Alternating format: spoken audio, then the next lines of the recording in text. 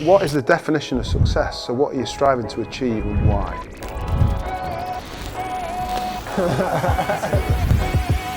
Let's just have a bit of a laugh with it and see where it goes. Be open-minded.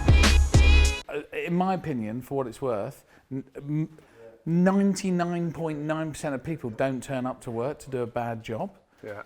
And I think if you've got good people in your organisation, I think if they do something wrong, one, they know, and two, they're already beating themselves up for it.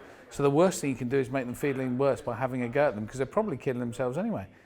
So if you've hired good people in the first place, don't make them feel any worse. You want to support them.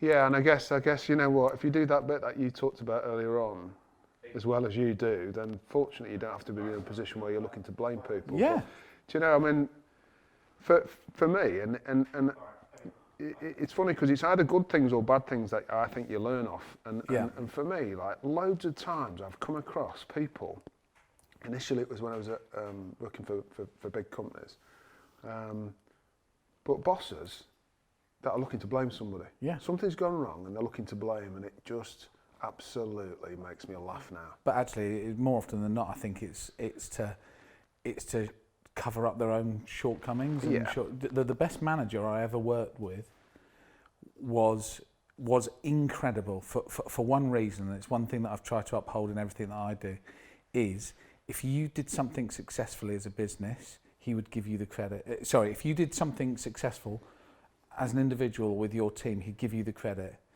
If things went wrong, he would take the blame, because he would say, I'm accountable for it because you're part of my team.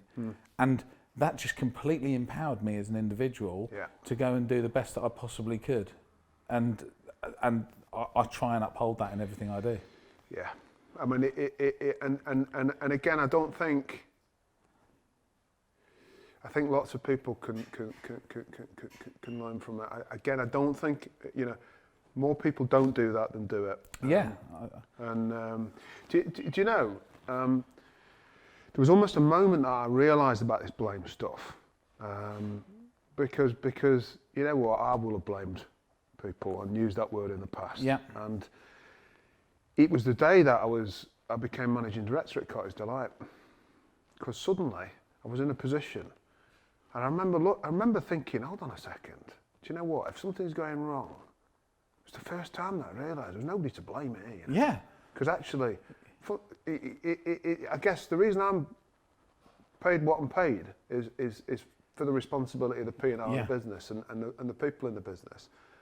And I think, you know, that was the moment where actually I used to see instances of people within the business blaming other people. And it just became so obvious that actually it was just like, you know what, let's just stop talking about blame. Let's just understand what the fuck's gone wrong. If something's gone wrong, and then let's just learn a lesson and correct it, or do it better next time. Do you know, ultimately, so Mark and I had this conversation just recently, is when you own your own business, you're accountable. Whatever happens in your business, that's what you've created, that's what you've done, and nobody goes out intending to do something incorrect. So don't spend all your time and effort and energy blaming anybody. Just fix it and learn. Actually, I believe the only true mistake is if you repeat the same mistake over and over again. Yeah. You know what? That is a great point. And that's the thing, isn't it? You have to give people people will make mistakes. I would say that mistakes are how I've learnt. You've got to give them the room to do it, but then also there's got to be something in place that says, right, what are we learning from it? What are the key, what are we going to do differently next time? Yeah. It becomes a problem then if it happens again. Do you know what as well? Organisations, I think, in this new era where things are changing so rapidly because of climate and digital and all those kind of things. You know, the world's changing rapidly. I think one of the key skills is about having workforces who are creative. And to foster creativity, you can't have a blame culture, because otherwise people will never want to come up with ideas and solutions to things, because if they're only going to get blamed, they're just going to they're going to shut up and not give you any of the good stuff that they've got. Absolutely. And to achieve special things, you've got to take a gamble. Yeah. You have to take a risk. You know, you have to try and make it as calculated as possible. But the fact is that actually there is probably more chance that something could go wrong than actually it go right. And therefore, you have to empower people like that. Otherwise, like you say, you just shut them up, you close them down, and you're never going to get the best out of people, are you? No, absolutely. You know, like that. It's really tricky. Really tricky. But again, I don't learn from what's gone wrong, but don't batter people for it, because that's completely unfair. Nobody goes out of their way to make mistakes. So why would you put people under that sort of pressure? You know, sort it out as a team and learn as you go. Mm-hmm. I mean, I think it you know, for me, and again, one of the phrases that I've used is blame is the spineless trait of a weak leader. I agree. And do you know what? The actual the best test of a leader is about how they react in a time of crisis. And you know, the moment that you start to use that word blame, but blame is business. It's a business cultural cancer. It will fundamentally. It will make you fail in the long term. Yeah. If that is the sort of culture that you're bringing in, and also as well, when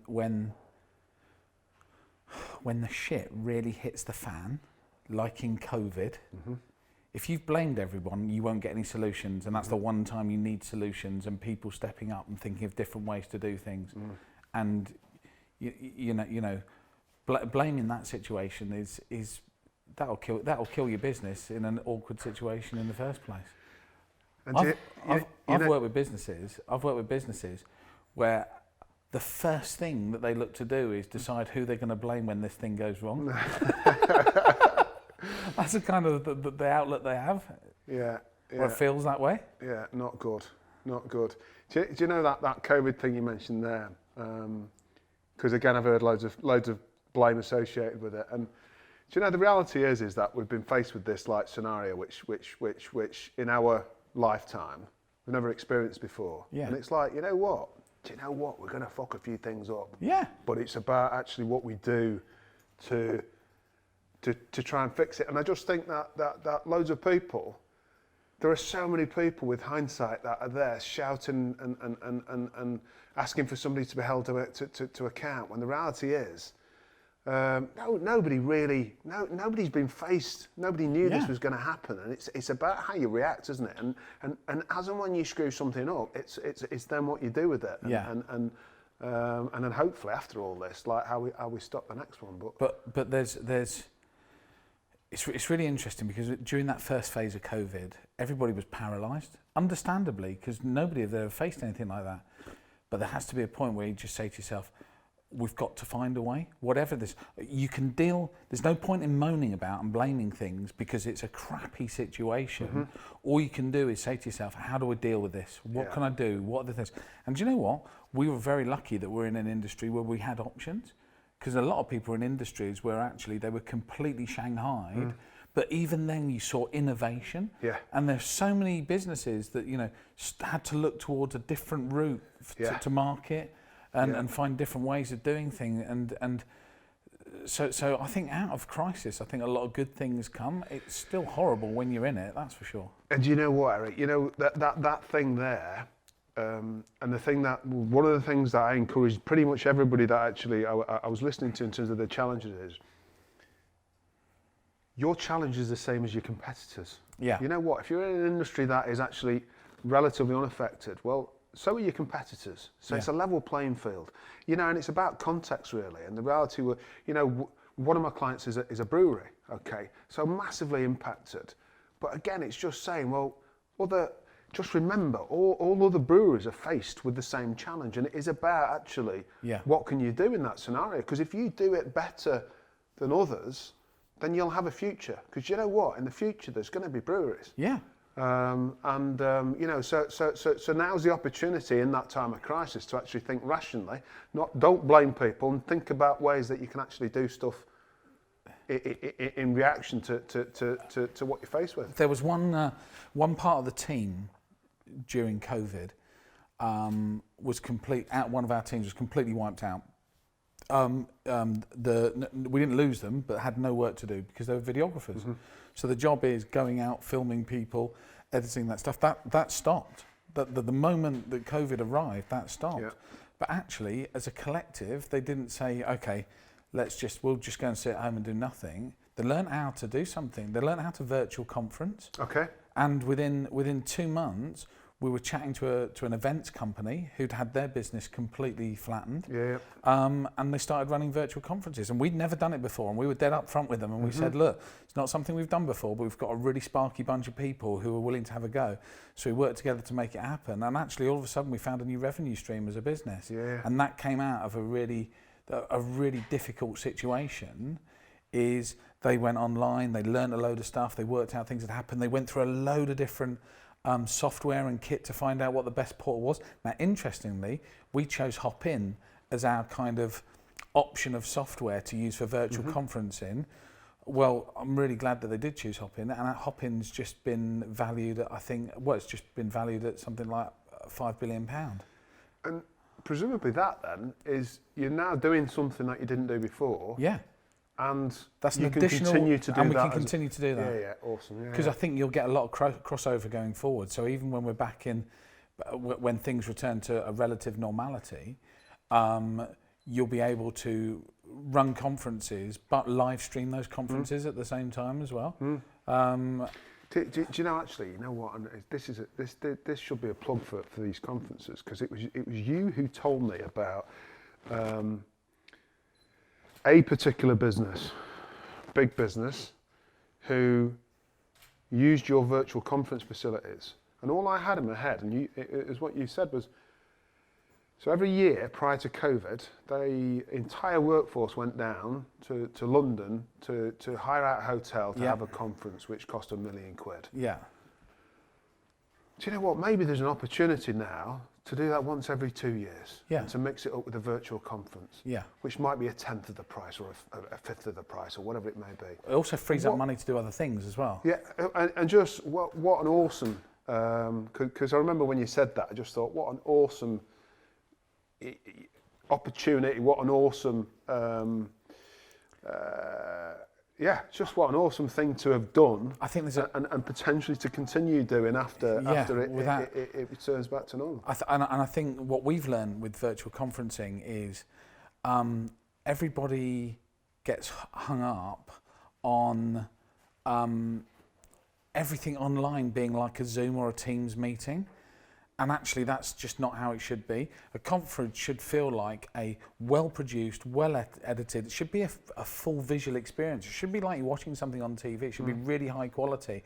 And I think you'll see a lot of events will switch people off because they're not of great quality, but the trick is to treat them as you would a TV program or something like that. So it's got really high production values, it's really good quality. And then it doesn't feel like you're on an exhausting digital event, which you just switch off from inside 10 minutes. But it's when you're in crisis, that's where your big opportunities are. Yeah, and I think, you know what, just bringing it back to whether it be blame or something related to it, it's about actually, it's fundamentally that there was obviously no fear in that instance. You've got somebody that was quite prepared to actually just spend some time trying to think about how they could do something different, how they could contribute in other ways. There were a team of guys looking for solutions. And that wasn't a forced thing. They wanted to find solutions because actually, being sat at home for a couple of weeks, on the face of it, it seems like quite a good thing, but the edge can soon go off when you can't go out and do anything. And actually, they could have chosen to blame the situation and say, actually, there's nothing we can do here. Or they can say, do you know what, I'm sure there's a way around this. And that's exactly what they did. And it was incredible. Have a bit of a laugh with it and see where it goes. Be open-minded.